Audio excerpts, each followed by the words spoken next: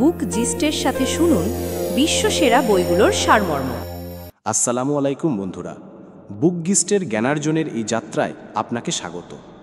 আমাদের একমাত্র উদ্দেশ্য হল সেরা বইয়ের নির্যাস আপনাদের কাছে পৌঁছে দেওয়া। সেই যাত্রায় আজ আমাদের সঙ্গী কিরণ শেটিয়ার লেখা লাইফ ইজ হার্ড বইটি। বৃষ্টি পড়ছিল, হালকা হালকা ফোঁটা জানলার কাঁচে এসে ধাক্কা খাচ্ছিল, আর বাইরের আবছা আলোয় সব কিছু কেমন যেন ধীর গতির মনে হচ্ছিল। কলেজের তৃতীয় বর্ষের ছাত্র আনিস নিজের ঘরে বসে চুপচাপ বাইরের দিকে তাকিয়েছিল। সামনে টেবিলে ছড়িয়ে থাকা বই, নোটস, ল্যাপটপ আর অর্ধেক খাওয়া কফির কাপ তার মনের দ্বিধাকে স্পষ্ট করে দিচ্ছিল। তার মুখে ক্লান্তি ছিল, কিন্তু তার চেয়েও বেশি ছিল এক ধরনের অস্থিরতা। পরের দিন তার একটি গুরুত্বপূর্ণ পরীক্ষা ছিল, ইঞ্জিনিয়ারিং ম্যাথমেটিক্স, আর তার মনে হচ্ছিল যেন কিছুই ঠিকমতো মনে নেই। আর এটা শুধু পড়ার চাপ ছিল না, গত কয়েক মাস ধরে সে অনেক কিছুর সাথে লড়াই করছিল। হস্টেলের অবিরাম কোলাহল, বাড়ির আর্থিক সমস্যা, কিছু বন্ধু যাদের সাথে এখন আর কথা হয় না, আর সেই মেয়েটির স্মৃতি যার সাথে কথা বলতে গিয়েও এখন কেমন যেন অচেনা লাগে। সব কিছু যেন একসাথে তার উপর ভেঙে পড়েছিল। সে একটা গভীর শ্বাস নিল আর তার ব্যাগ থেকে একটি পুরনো বই বের করল, যা তাকে তার এক সিনিয়র দিয়েছিল, দ্য আর্ট অফ লিভিং। সেই বইয়ের প্রথম লাইনটি ছিল, দুঃখ অনিবার্য, জীবন যন্ত্রণামুক্ত হওয়ার জন্য নয়। আনিস কিছুক্ষণ লাইনটার দিকে তাকিয়ে রইল, তারপর হেসে বলল, সত্যিই কি তাই? তাহলে কি এই সবই সহ্য করতে হবে? তার মনে পড়ল যখন সে প্রথমবার কলেজে এসেছিল, তখন সে কতটা উত্তেজিত ছিল। নতুন বন্ধু, নতুন শহর, হস্টেলের স্বাধীনতা, সব কিছুই যেন নিখুঁত মনে হচ্ছিল। কিন্তু ধীরে ধীরে জীবন তাকে আসল পরীক্ষা দিতে শুরু করল। প্রথম বছরেই তার একটি বিষয়ে ব্যাকলগ লেগেছিল। সেটাই প্রথমবার ছিল যখন সে নিজের একাডেমিক ক্ষমতার ওপর সন্দেহ করেছিল। কিন্তু তখনও সে ভেবেছিল, চলো পরের বার আরও ভালো করব, আর করেও ছিল। কিন্তু প্রত্যেকবার একটি নতুন চ্যালেঞ্জ প্রস্তুত থাকত। দ্বিতীয় বর্ষে যখন তার বাবার চাকরি চলে গেল, তখন বাড়ি থেকে টাকা আসতে সমস্যা হতে লাগলো। সে ছোট ছোট পার্ট টাইম কাজ শুরু করলো, কোচিংয়ে জুনিয়র ছাত্রদের পড়ানো, অ্যাসাইনমেন্ট তৈরি করা, আর নিজেকে এইসবে ব্যস্ত রাখা। বাইরে থেকে সবাই ভাবত যে আনিস খুব শক্তিশালী, কিন্তু ভেতর থেকে সে নিজেকে ধীরে ধীরে হারিয়ে ফেলছিল। তার মনে হতো হয়তো তার জীবনেই কিছু ভুল আছে। বাকি বন্ধুদের জীবন তো কত মসৃণ মনে হতো, সবাই হাসত, ঘুরতে যেত, ইনস্টাগ্রামে স্টোরি দিত, আর আনিস শুধু লাইব্রেরিতে বসে সময় কাটাতো। একদিন সে তার বন্ধু নিশাদকে বলল, তোর কি মনে হয় না যে আমরা অনেক কষ্ট করি, যেন এই জীবনটা শুধু আমাদের ভাঙার জন্যই তৈরি? নিশাদ হেসে বলেছিল, ভাই, কষ্ট তো সবাই করে, পার্থক্য শুধু এইটুকু যে কেউ দেখায় আর কেউ লুকিয়ে রাখে।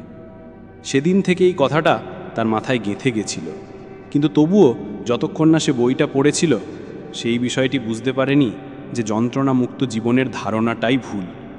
বইটিতে লেখা ছিল যে পৃথিবীতে এমন কোনো মানুষ নেই যে কষ্ট পায়নি। পার্থক্য শুধু এইটা যে কিছু মানুষ সেই কষ্ট থেকে শেখে, আর কিছু মানুষ সেই কষ্টকেই নিজের পরিচয় বানিয়ে ফেলে। আনিস বইটি আরও পড়তে লাগলো। তাতে একটি অধ্যায় ছিল দার্শনিক প্রতিফলন।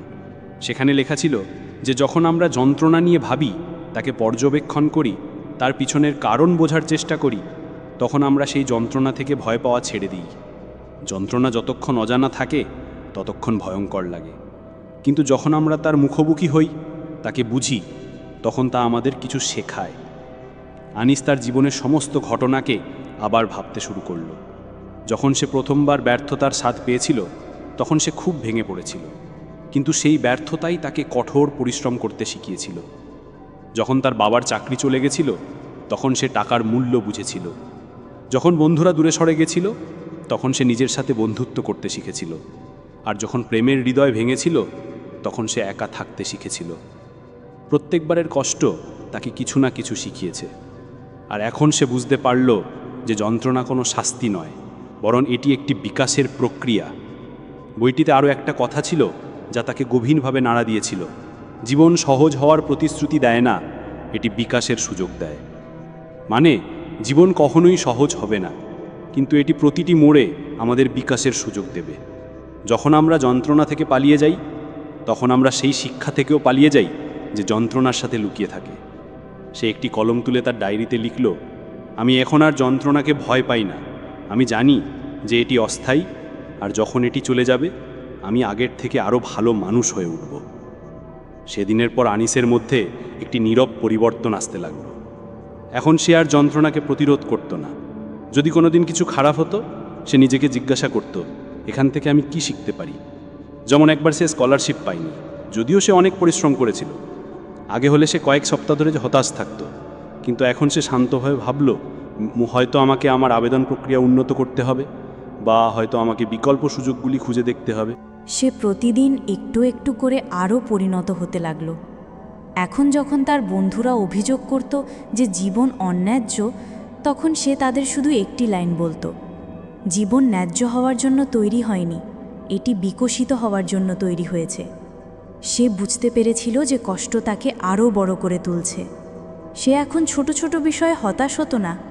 পরীক্ষায় কম নম্বর আসুক বা কোনো পরিকল্পনা বাতিল হোক, সে শুধু একটি গভীর শ্বাস নিয়ে বলতো, ঠিক আছে, এটাও কেটে যাবে। এখন যখন সে লাইব্রেরিতে বসে থাকত, তখন আগের মতো একাকিত্ব অনুভব করত না। সে নিজের সঙ্গ উপভোগ করতে শুরু করেছিল।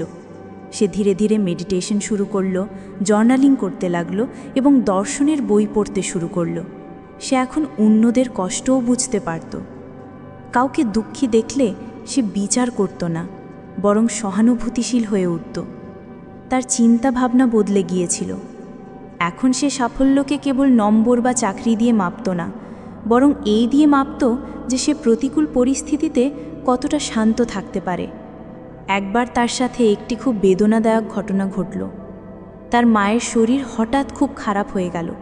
সে পরীক্ষা ছেড়ে নিজের শহরে চলে গেল। হাসপাতালের বাইরে বসে সে সারা রাত জেগে রইল। কিন্তু এবার সে ভেঙে পড়ল না।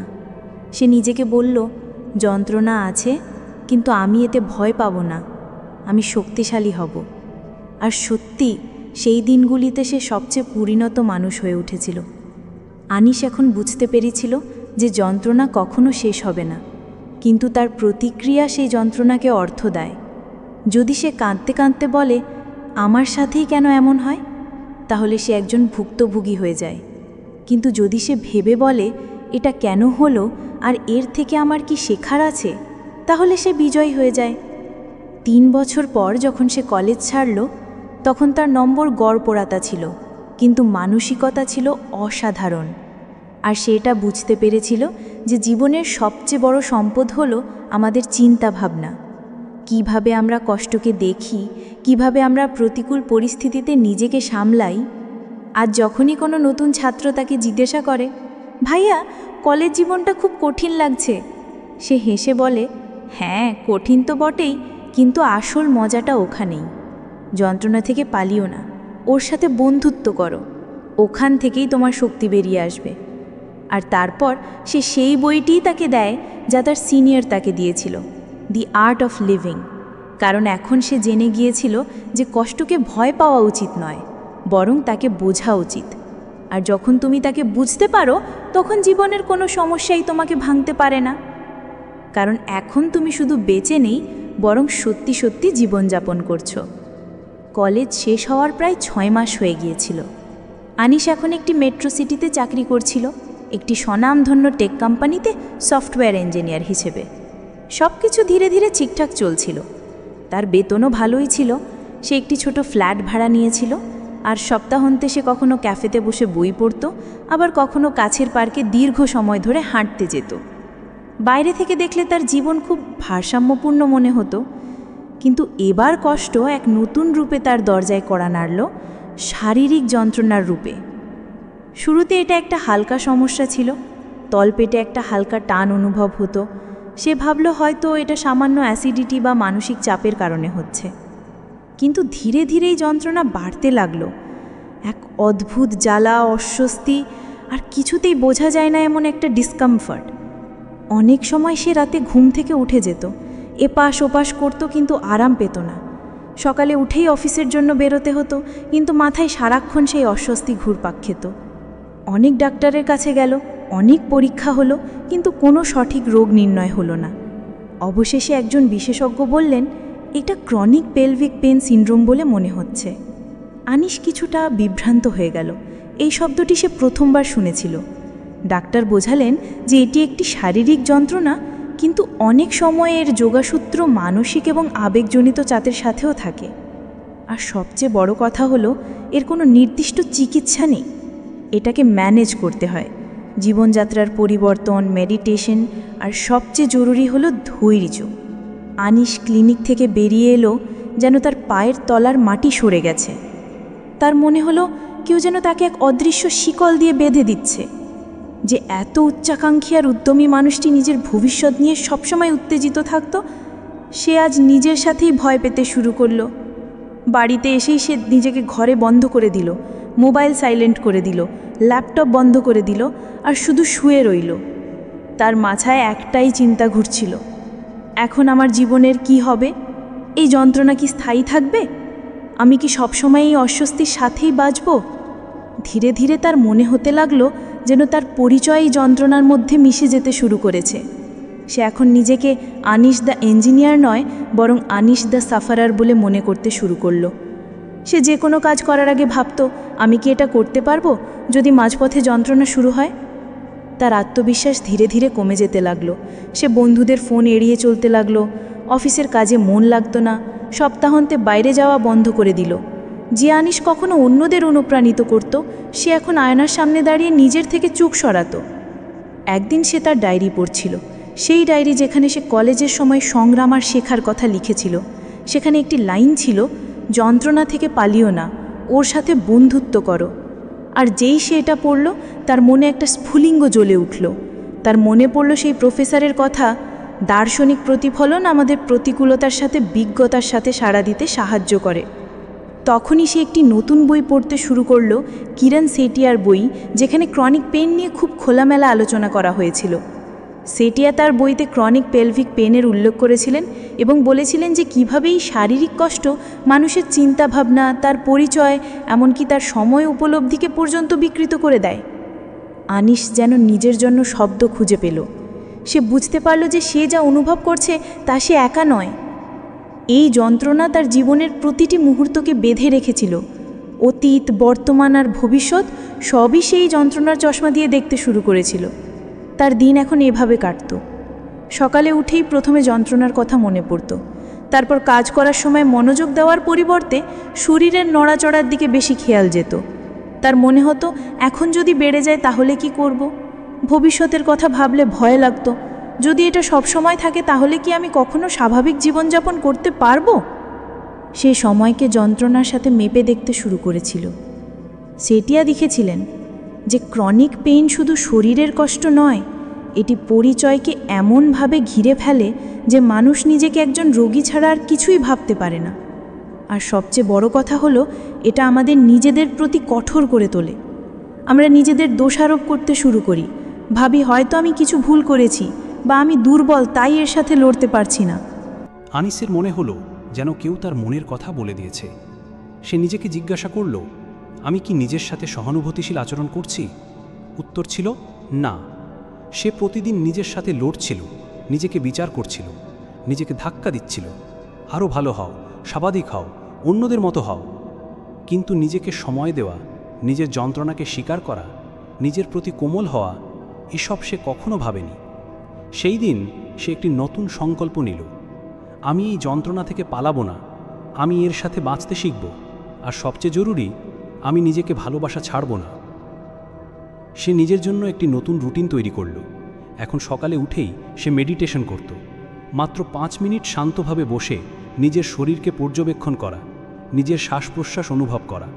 তারপর সে কৃতজ্ঞতা লিখত। 3টি জিনিস যার জন্য সে কৃতজ্ঞ, তা যতই ছোট হোক না কেন। যেমন, আজ যন্ত্রণাটা একটু কম ছিল, আজ এক বন্ধুর সাথে কথা হয়েছে, বা আজ কিছু ভালো খেয়েছি। ধীরে ধীরে সে নিজের জন্য একটি নিরাময় পরিবেশ তৈরি করতে শুরু করল। সে এখন নিজের সাথে কঠোর কথা বলতো না।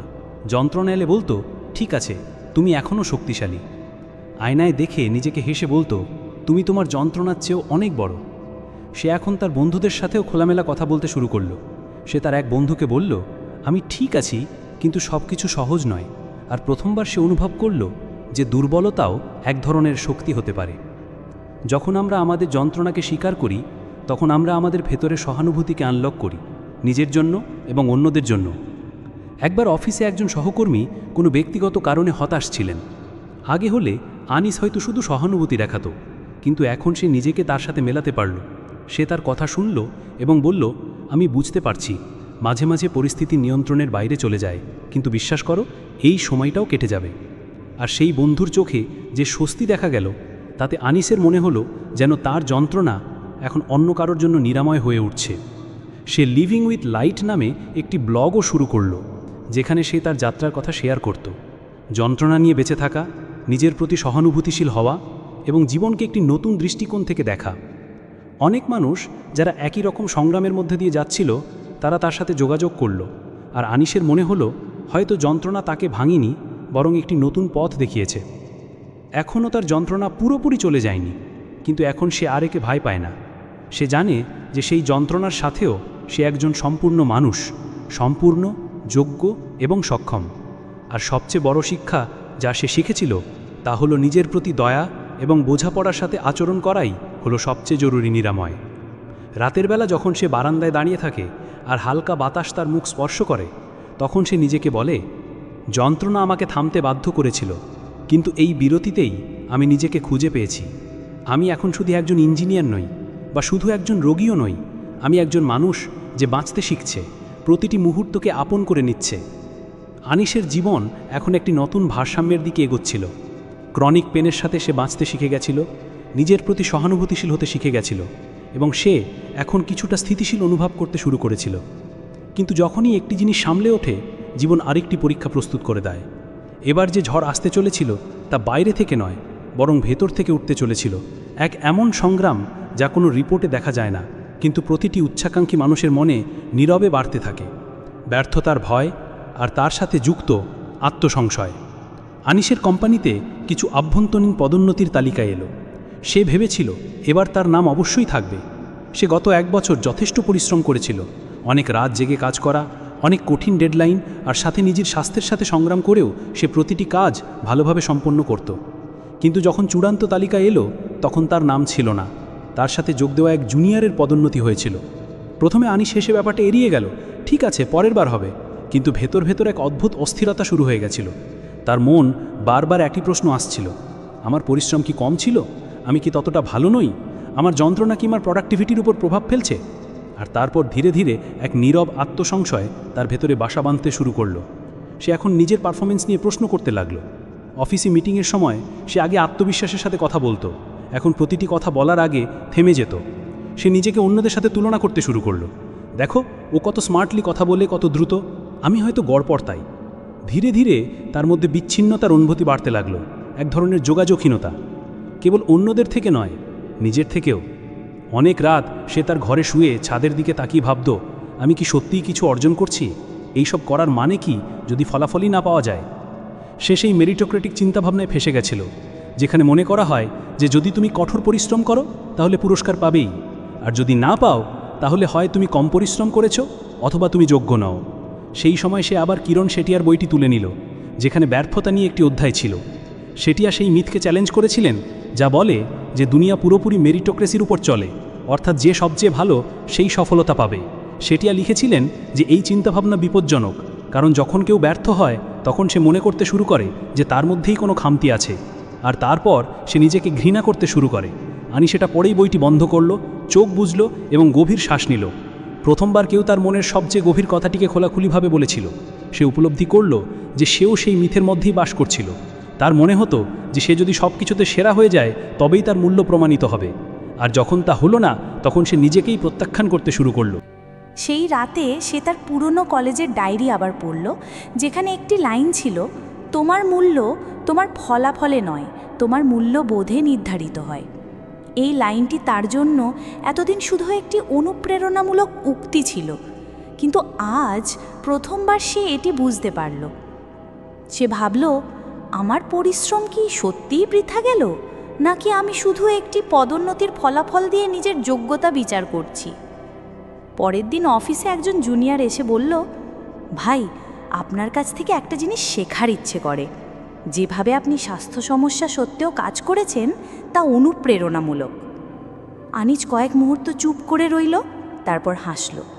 সে বুঝতে পারল যে তার মূল্য কেবল অ্যাপ্রেজাল ফর্ম বা HR ফিডব্যাকে নয়, বরং তার কাজ এবং প্রতিকূলতার সাথে লড়াই করার ক্ষমতার উপর তৈরি হয়।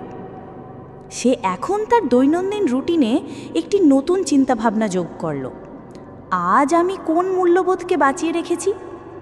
এখন সে প্রতিদিন নিজেকে জিজ্ঞাসা করত, আমি কি সততার সাথে কাজ করেছি? আমি কি কাউকে সাহায্য করেছি? আমি কি ধৈর্য রেখেছি? আর ধীরে ধীরে তার নজর ফলাফল থেকে সরে গিয়ে প্রক্রিয়ার ওপর স্থির হতে লাগলো। সেই সময় কোম্পানিতে একটি নতুন প্রকল্প এলো, যা বেশ চ্যালেঞ্জিং ছিল এবং বাকিরা তা এড়িয়ে চলছিল। আনিজ নিজেকে বলল, আমি এতে কোনো পুরস্কার জিততে জন্য নয়, বরং নিজেকে বিকশিত করার জন্য অংশ নেব। সে সেই প্রকল্পটির নেতৃত্ব দিল। অনেকবার কাজের মাঝে সন্দেহ দেখা দিল, কিন্তু এখন সে নিজেকে মনে করিয়ে দিত, ফলাফল আমার নিয়ন্ত্রণে নেই, কিন্তু আমার কর্ম আছে।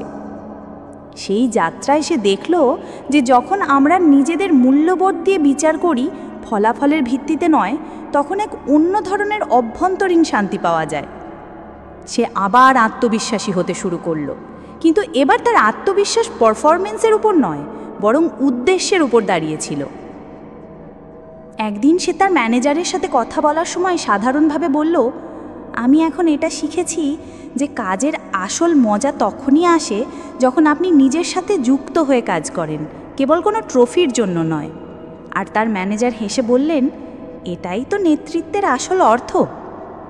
বাইরের দুনিয়ায় এখনও সেই একই দৌড় চলছিল, কে এগিয়ে যাবে, কে কত বোনাস পাবে, কার নাম উজ্জ্বল হবে। কিন্তু আনিস এখন আর সেই দৌড়ে ছিল না। সে এখন নিজের লেনে চলছিল, নিজের গতিতে, নিজের মূল্যবোধের সাথে। তার ব্লগ এখন আরও বেশি মানুষের কাছে পৌঁছতে শুরু করেছিল। অনেকে তাকে জিজ্ঞাসা করত, আপনি এত স্বচ্ছতা কিভাবে রাখেন? আর সে শুধু একটাই কথা বলতো, আমি নিজেকে এটা বুঝিয়েছি যে সাফল্যের অর্থ শুধু জেতা নয়, অনেক সময় হারের মধ্যেও একটি শিক্ষা লুকিয়ে থাকে, যা তোমাকে সারা জীবন পথ দেখায়। এখন যখন সে রাতে তার ঘরে বসতো, তখন সে আবার নিজের সাথে কথা বলতো, কিন্তু এখন তা আত্মসংশয়ের কথা ছিল না। এখন সে নিজেকে বলতো, আজ তুমি সত্যি বলেছ, সততার সাথে কাজ করেছ এবং কাউকে সমর্থন করেছ, এটাই আসল সাফল্য। সে শিখেছিল যে ব্যর্থতা শুধু একটি ফলাফল নয়, বরং এটি একটি লেন্স যা তোমাকে তোমার ভেতরের চিন্তাভাবনার আয়না দেখায়। যদি তুমি শুধু জেতার জন্য বাঁচো, তাহলে হার তোমাকে ভেঙে দেবে, কিন্তু যদি মূল্যবোধের জন্য বাঁচো, তাহলে হারও তোমাকে কিছু শিখিয়ে যাবে। আর নিজের গল্প এখনও চলছে, এখনও তার সামনে চ্যালেঞ্জ আসে, আর অনেক সময় সেই পুরনো সন্দেহ আবার জেগে ওঠে। কিন্তু এখন সে জানে যে সেই সন্দেহের সাথে কিভাবে মোকাবেলা করতে হয়, না পালিয়ে, না লড়ে, শুধু বিচক্ষণতার সাথে তার মুখোমুখি হওয়া। আর হয়তো এটাই আসল পরিপক্কতা, যখন আমরা আমাদের মূল্যকে ফলাফল দিয়ে নয়, বরং সেই যাত্রা দিয়ে মাপি যা আমরা পার করেছি। আনিস এখন নিজেকে আগের চেয়ে অনেক বেশি স্থিতিশীল অনুভব করছিল। ক্রনিক পেন, পদোন্নতি না পাওয়ার হতাশা এবং মূল্যবোধ ভিত্তিক জীবন, এই সব কিছু তাকে এক গভীর পরিপক্কতা দিয়েছিল। কিন্তু স্থিতিশীলতার অর্থ এই নয় যে জীবনে আর কোনো সমস্যা আসবে না। আসল মোড় তো তখন এলো যখন সে অনুভব করতে লাগলো যে সে একা, ভীষণ একা। অফিসে কাজ ভালো চলছিল, সম্মান পাচ্ছিল, লোকেরা পরামর্শ চাইতে আসতো, লিঙ্কডইনে তার পোস্ট ভাইরাল হচ্ছিল। কিন্তু যতই বাইরের জগৎ তাকে প্রশংসা করতে লাগলো, তার ভেতরের জগৎ তত খালি মনে হতে লাগলো। রাতে যখন সে বাড়ি ফিরত, তখন নিশ্ছিদ্র নীরবতা তার জন্য অপেক্ষা করত। না কোনো বন্ধুর সাথে দেখা করার উত্তেজনা, না এমন কোনো মানুষ যার সাথে সে মন খুলে কথা বলতে পারে। আনিজের মনে পড়ল, যখন সে কলেজে ছিল, তখন প্রতিটি ছোট বড় কথা কোনো না কোনো বন্ধুর সাথে শেয়ার করত। গভীর রাতে ক্যান্টিনে বসে কোনো উদ্দেশ্য ছাড়া কথা বলা, বা পরীক্ষার আগে ভয় লাগলে শুধু কারো পাশে থাকা, এইসব এখন বিলাসিতা মনে হচ্ছিল। সে এখন বুঝতে পারছিল যে সাফল্যের পিছনে ছুটতে ছুটতে সে বন্ধুত্ব এবং সম্প্রদায়ের মতো মৌলিক জিনিসগুলোকে কত সহজে উপেক্ষা করে গেছে। এক সন্ধ্যায় সে অফিস থেকে ফিরে ভাবল যে কোনো পুরনো বন্ধুকে ফোন করবে। সে কলেজের বন্ধু রনককে ফোন করলো।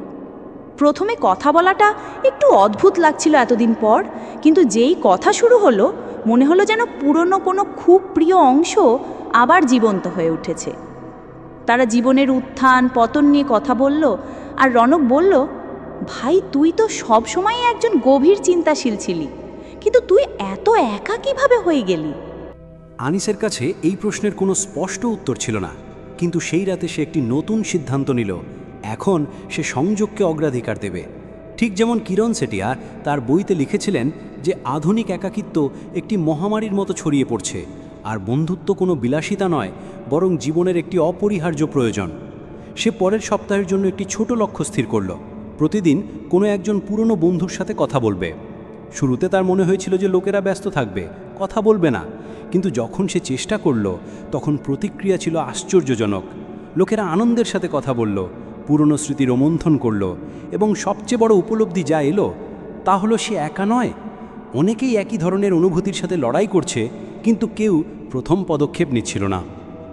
আনিস তার নিজের অ্যাপার্টমেন্টেই একটি ছোট সমাবেশের আয়োজন করল, চা ও সংবাদ নামে। সে তার বিল্ডিংয়ের সেই সব লোকদের আমন্ত্রণ জানালো যাদের সাথে সে শুধু লিফটে হাই বলে চলে যেত।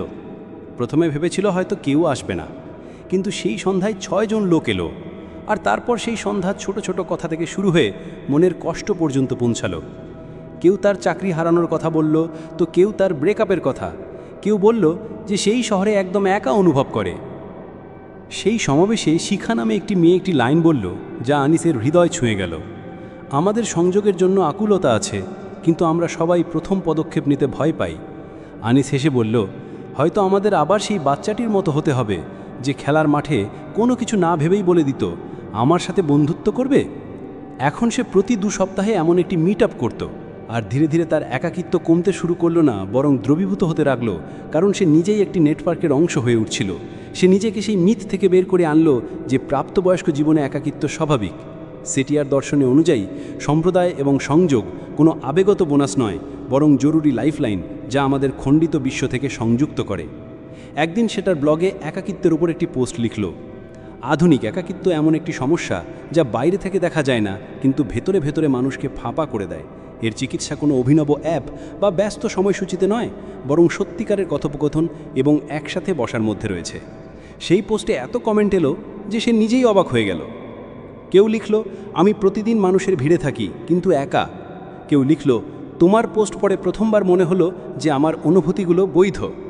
আনিস এখন সচেতনভাবে তার চারপাশে বন্ধুত্ব এবং একাত্মতাকে লালন করতে শুরু করলো। অফিসে সে শুধু কাজের কথা বলতো না, বরং লাঞ্চ ব্রেকে লোকেদের সাথে সাধারণভাবে কথা বলতে লাগলো।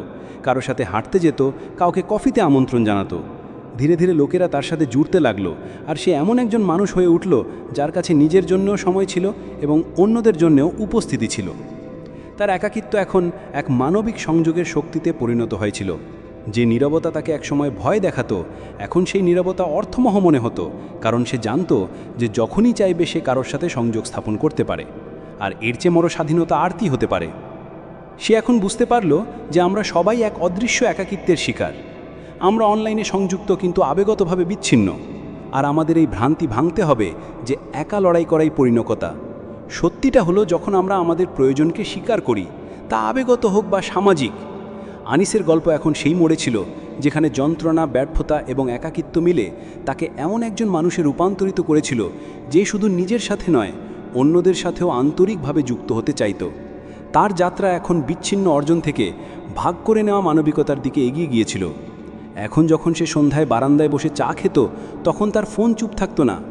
কখনো কোনো বন্ধু ফোন করত, কখনো কেউ মেসেজ করত, ব্রো পরের চা ও সংবাদ কবে? আর সে হেসে বলতো, শীঘ্রই। আনিসের জীবন এখন অনেকটাই ভারসাম্যপূর্ণ হয়ে গিয়েছিল। সে শারীরিক যন্ত্রণা সহ্য করতে শিখেছিল, ব্যর্থতা থেকে পরিচয়কে আলাদা করতে শিখেছিল এবং একাকিত্বর সাথে লড়াই করে একটি শক্তিশালী বৃত্ত তৈরি করেছিল। তার জীবন এখন পুরোপুরি মূল্যবোধ চালিত এবং আবেগতভাবে সমৃদ্ধ হয়ে গিয়েছিল।